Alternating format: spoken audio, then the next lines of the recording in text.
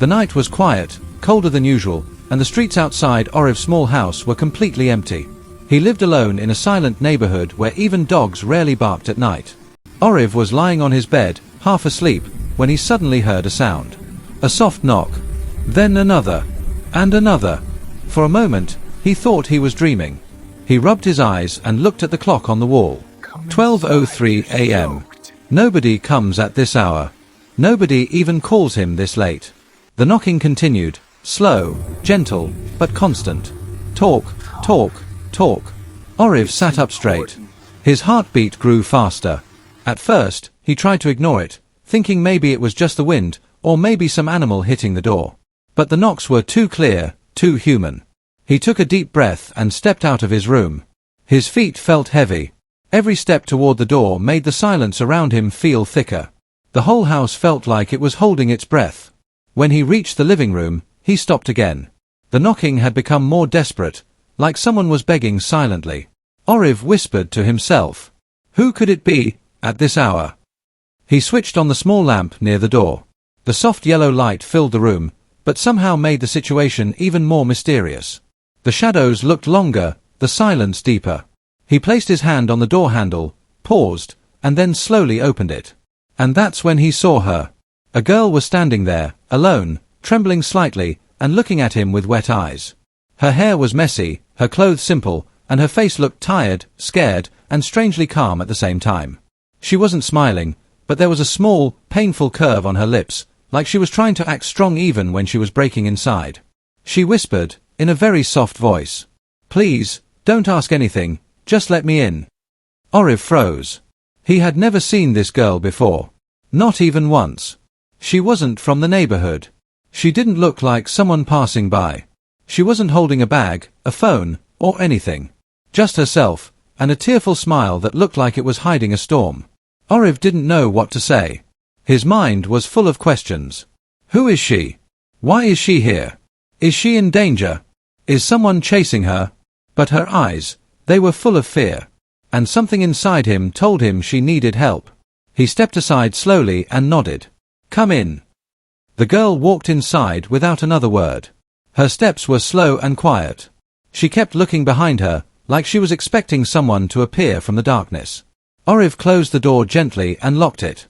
Even after locking it, he checked the door again, once, twice, 3 times. Something told him this night wasn't ordinary. The girl stood in the corner of the living room, her arms wrapped around herself, trying to stop shaking. She still didn't speak. Oriv approached her carefully. Are you okay? Do you want water? She nodded, without looking at him. Oriv brought her a glass of water. Her hands were trembling so much that the water almost spilled. She drank it slowly, trying to calm her breath. After a long silence, Oriv finally asked, What happened? Why were you outside my door at midnight? The girl looked at him. Her eyes were red from crying, and her voice was low but clear. I had nowhere else to go. Oriv frowned. But you don't even know me. She shook her head. No, but I saw you once. Long time ago. You helped an old woman in the market. You were kind. I remembered your face. And tonight. I needed someone kind. Oriv didn't know how to respond. The mystery around her was growing deeper. Before he could ask more, the girl whispered one more sentence, one that filled the room with tension. They might still be looking for me. Oriv's heart skipped a beat. Who were they? What danger was she talking about? And what had she run from, before knocking on his door at midnight? The answers were coming, but not yet. This was only the beginning. Oriv watched the girl carefully as she sat on the edge of his old sofa. She kept her eyes on the door, as if the wooden frame itself scared her. Every few seconds, she took a shaky breath, like someone who had been running, maybe from danger, or maybe from her own past. He didn't know what to say. The silence between them was thick, heavy, almost uncomfortable. But he didn't want to push her. Not yet. He took a seat on the chair across from her, leaving a respectful distance. What's your name? He asked gently. The girl didn't answer. Her fingers were tightly curled around each other, twisting nervously. She looked like someone trying to hold herself together. After a long pause, she finally whispered, Maya. Oriv nodded slowly, repeating the name softly in his mind. Maya, a stranger who appeared at midnight, scared and alone. He tried asking again, "Maya, do you want to tell me what happened?" She shook her head immediately. "Not now, please." Her voice cracked at the last word. Oriv could see she was fighting tears again. There was pain behind her eyes, a story buried deep inside her. But for now, she wasn't ready. He understood that. "Okay," he said softly. "You don't have to say anything until you feel safe." Something in his tone must have comforted her a little. Her shoulders relaxed, only slightly, but Oriv noticed it. Outside, a cold wind rushed through the street. The window rattled softly, making Maya jump. Her reaction was so quick, so fearful, that Oriv felt a chill run through him. This girl wasn't just scared. She was terrified. Oriv got up and closed the curtains, making the room feel more private, more hidden from the outside world. "You're safe here," he assured her, though he wasn't fully sure himself. Maya looked around the room like she was scanning for danger. When she finally looked at Oriv, her voice was barely more than a breath. "I shouldn't be here, but I had nowhere else." "Why me?" Oriv asked, unable to stop the question this time. She stared at her hands, then answered softly. "When you help someone with kindness, the world notices. I notice too." Oriv raised his eyebrows. "You recognized me?" She nodded. "Yes. That day in the market, you helped an old lady who was struggling to carry her bags. Everyone else just walked past. But you stopped." Oriv remembered the moment vaguely. It wasn't something he ever thought about again. But for her, it meant something. Maybe even everything. She continued, her voice trembling. "I was nearby that day. I thought, if someone like that ever crossed my path again, I would trust them." Her words made Oriv feel something heavy and warm in his chest. But at the same time, more questions flooded his mind. Before he could ask, Maya suddenly leaned forward, her voice sharper and filled with fear. "Please tell me, did anyone follow me? Did you hear anything outside when you opened the door?" Oriv thought back. He had been half asleep, confused, shocked by seeing someone standing outside. "No. I didn't hear anything. Why? Is someone looking for you?" Maya swallowed hard. "Yes, and if they find me, they won't stop until..." She stopped mid-sentence. Her eyes filled with fear again. Oriv waited, but she didn't continue. Instead, she wiped a tear from her cheek and whispered, "I escaped. That's all I can say. I escaped from a place I should have never been in." The words hit him like cold water. Escaped? From where? And from whom? Oriv wanted to know, but he knew pushing her now would only shut her down. He took a deep breath. "Maya, you're safe for tonight. Stay here. Rest. Tomorrow, if you want, you can tell me everything." For a moment, Maya didn't reply.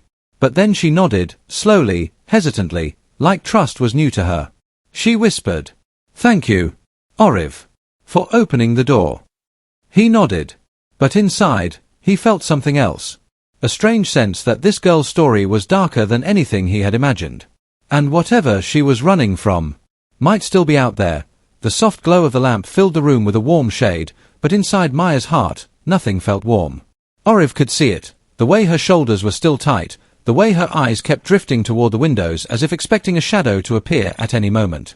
He didn't want to scare her with too many questions, but silence was becoming heavier than words.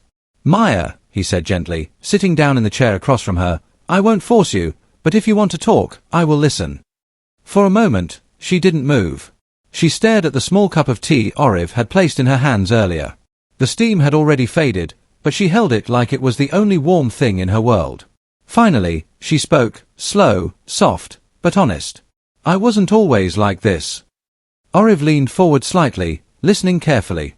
She continued, "I lived a normal life, simple, peaceful. I stayed with my mother, worked part-time at a local store, and spent my evenings reading. Nothing special. Nothing dangerous. I thought my life was safe." Her voice broke a little on the last word, safe. Oriv nodded. "What changed?" Maya closed her eyes for a moment, gathering strength, then opened them again. "A family friend came to stay with us for a while. At first, he seemed nice. Trustworthy. Someone who wanted to help us. My mother trusted him too much." She shook her head slowly. "But I always felt something strange." Oriv felt a chill, though the room was warm. "What did he do?" he asked carefully. Maya took a slow breath. "He started watching me. Not openly. Quietly. Like he was studying me. Where I went. When I came home. Who I talked to. At first, I thought I was imagining it. But with time, he became bold." Oriv could feel her fear, even in her calm voice. "One night," Maya continued, "he told me I should stop going out alone. He said the world is dangerous. He said he knew what was best for me." She laughed bitterly. "But he was the one I needed protection from." Oriv clenched his fists. He could imagine the kind of man she was talking about. Someone who hides darkness behind a nice smile. "Did you tell your mother?" he asked. Maya nodded weakly. "I tried. She didn't believe me. She said he was just being careful. She said he cared for us. She thought he was helping us." Her eyes filled with tears. "But I knew better. His eyes, they never looked right." She paused, taking another unstable breath. Then things got worse. Oriv felt his heart drop slightly. "Worse? How?" Maya's voice became quiet, like she was scared the walls might hear. "One evening, my mother went to stay at her sister's place for 2 days. He and I were alone in the house." Her fingers tightened around the cup. "That's when he started following me in the house. Every corner I turned, he was already there. He would smile in a very strange way and say, 'You shouldn't be afraid. I will take care of you.'" Oriv felt his stomach twist with anger. Maya looked down again. "I locked myself in my room. I pushed a chair under the handle. I didn't sleep the whole night. And at sunrise, he knocked on the door and said, 'Come out. We need to talk.'" His voice was calm, but I could feel something dangerous behind it. "What did you do?" Oriv asked softly. "I didn't open the door. I waited. Then I climbed down from the window and ran to a neighbor's house. I told them everything." Maya swallowed. "They let me stay for 1 night, but they said they didn't want any trouble. So I left." "And went where?" "Nowhere," she whispered. "I walked for hours. I tried to hide in crowded places. I didn't have my phone. I didn't have money. I only wanted to reach a place where no one knew me." She looked directly into Oriv's eyes for the first time. "And then, I remembered you." Oriv's breath caught in his throat. "Me?" "Yes," she whispered. "Your face. Your kindness. I didn't know where else to go. So I searched the market area, found the street you came from that day, and tonight, I followed it." Oriv felt a strange mix of shock and responsibility. Maya wiped another tear and said quietly, "I escaped that house. But I don't know if I escaped him." Oriv realized something important. Her story wasn't just painful. It was unfinished. And whatever she feared might still be coming. The night outside had turned even colder, but inside Oriv's house, the air felt warm with tension. Maya's story was still circling in Oriv's mind like a storm that refused to settle. He tried to stay calm for her sake, but every detail she shared created a heavy weight inside his chest. Maya sat quietly on the sofa, hugging her knees. Oriv could see she was exhausted, physically, mentally, emotionally. But her eyes were still alert, still scanning the room, still listening for sounds that weren't there. Oriv finally spoke, breaking the long silence. "Maya, you're safe here. No one knows you came to my place." She nodded gently, but her expression didn't soften. "People like him, they always find a way." Her words unsettled Oriv. "What do you mean?" Maya hesitated, then whispered. "He doesn't stop. Once he decides something belongs to him, he doesn't let go. Not people, not things, not anything." Oriv felt a cold shiver run down his spine. "Did he ever threaten you directly?" Maya shook her head slowly. "Not with words. But sometimes, silence can be more dangerous." She looked up at Oriv with tired eyes. The way he watched me, like he was waiting for the right moment. Oriv clenched his jaw. He hated the fear in her eyes. "I won't let anything happen to you," he said firmly. Before Maya could respond, a sudden noise from outside made both of them freeze. Oriv's heart skipped a beat. It was faint, but real. Not the wind. Not a stray dog. Not imagination.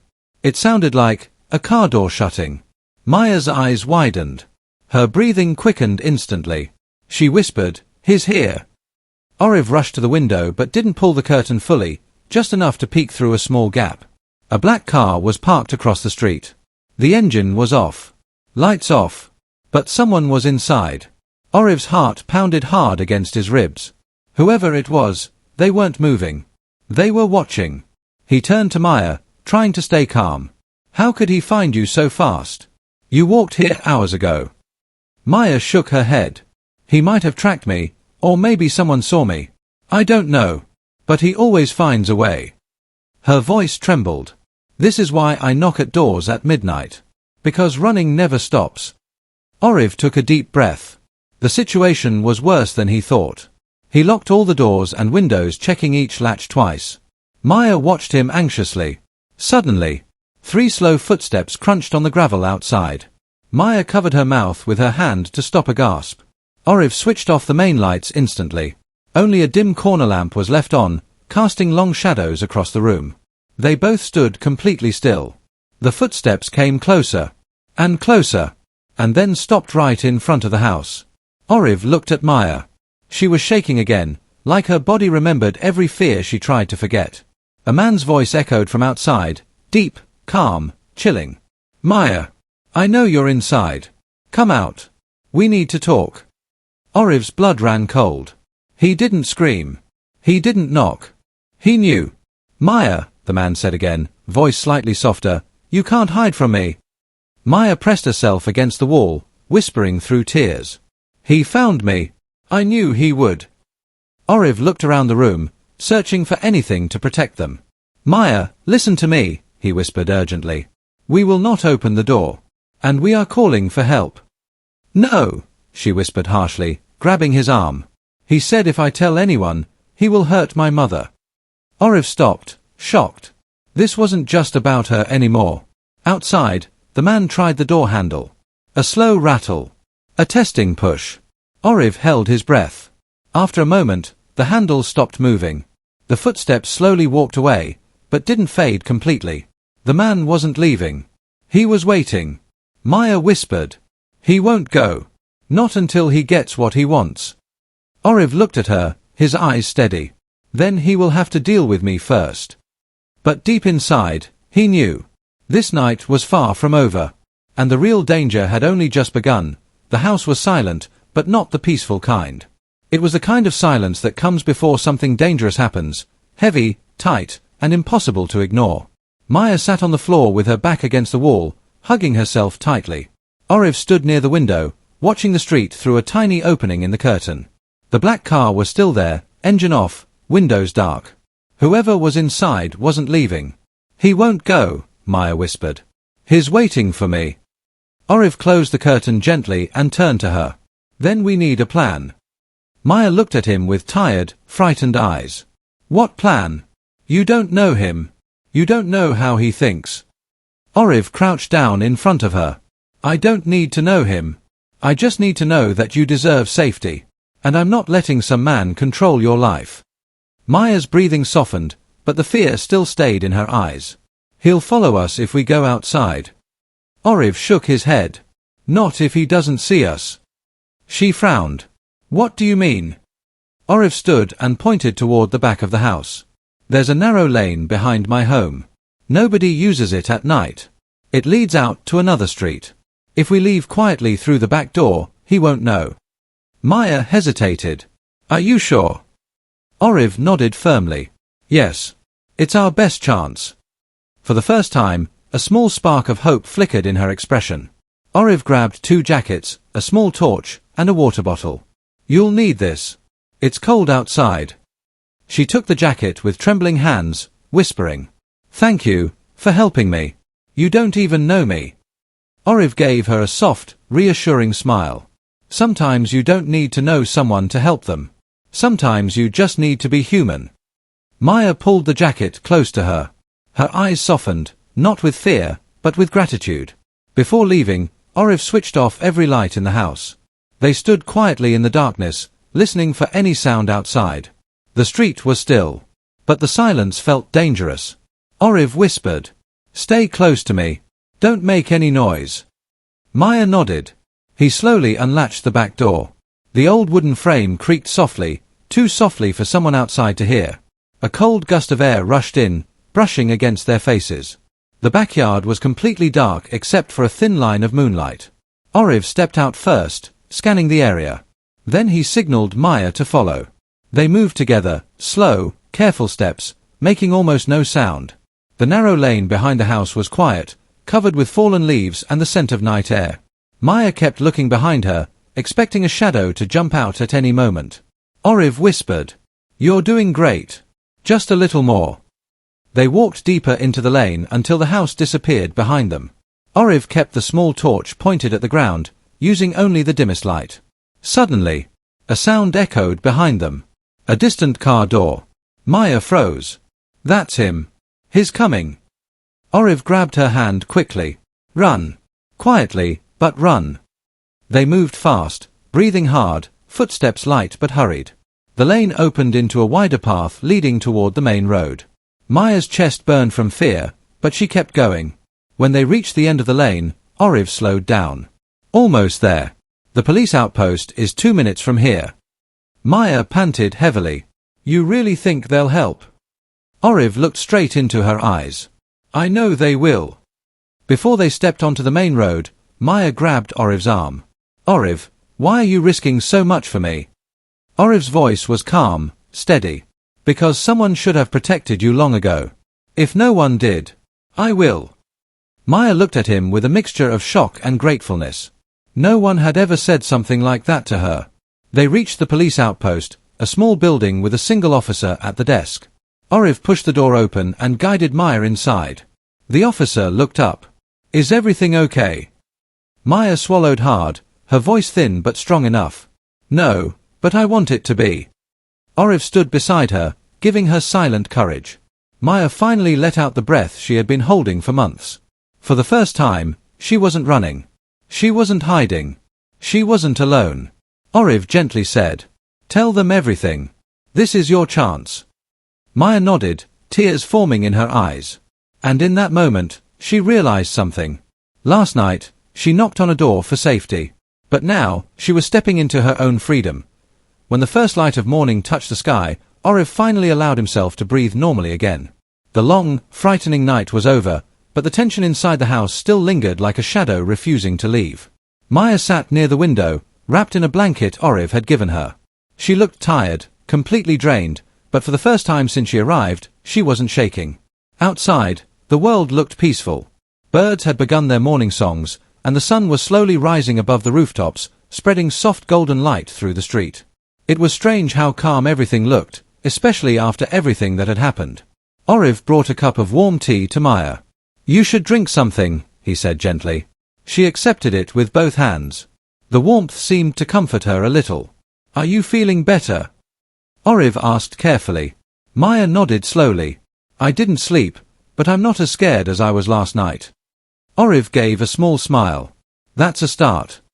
For a moment, neither of them said anything. Then Maya looked outside again and spoke in a soft voice. "He's not out there anymore." Oriv nodded. "I checked. The car is gone." Maya closed her eyes, relief washing over her like a quiet wave. Maybe he gave up. Oriv didn't want to lie. Maybe. But running forever isn't a life, Maya. You deserve safety, not fear. Maya lowered her head. "I know, but it's hard to believe I deserve anything good. After everything that happened, I feel like trouble follows me wherever I go." Oriv sat down across from her. "You are not the reason for someone else's darkness. The problem isn't you, it's him. And people like him only win when good people stay quiet."